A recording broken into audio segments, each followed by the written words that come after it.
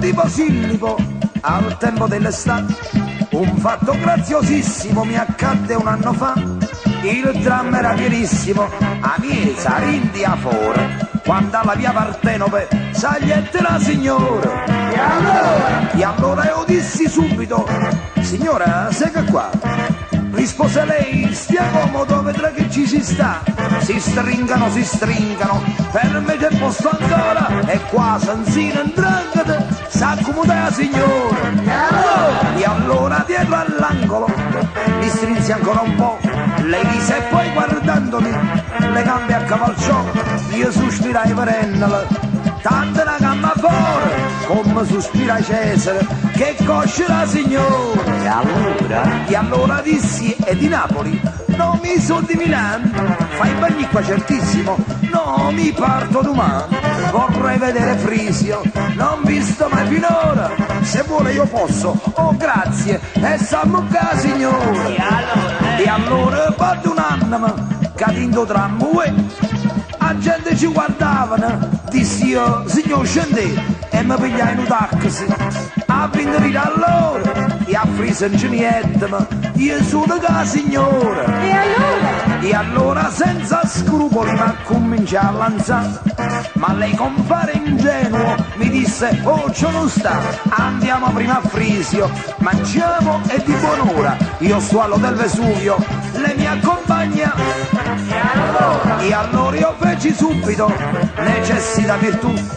Ma a Frisio ci mangiaimo, rucendo lì giù. Tornando, immaginatevi, stavo con l'occhio fuori, finché allo del Vesuvio scendette la signora. Qui viene il graziosissimo Cayenne Petrasini. A tutti presentavami, presento mio marito. Ma vi ha pigliato proprio per un cafone fuori e ghettami in da camera e s'assette la signora. E allora mentre proprio a steva per abbracciare, vicino a porta, tuccate, sentette tuzzoliare. Chi ma sarà sta bestia? Si mandi alla malora, nu camerieri smoking, co punta la signora. E allora ci guardaiamo, curioso tutte e tre, le presi il conto e pagalo 2083.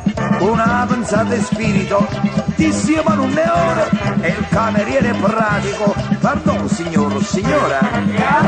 E allora lei fa: sei stupido? Che stupido, ma no.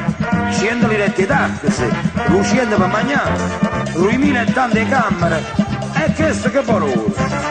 Cacevo banco in Napoli, carissima signora.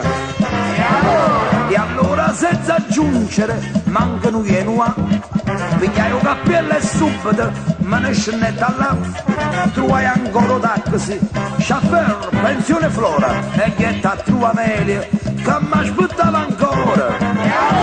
E allora ebbi la prova di una grande verità, che la mia vecchia Panova non sa mai cagnare. E capì? La signora venette a Milano per fare pesso napolitano, se credevessi. Signor, ma è andato a fare buona vacanza da parte.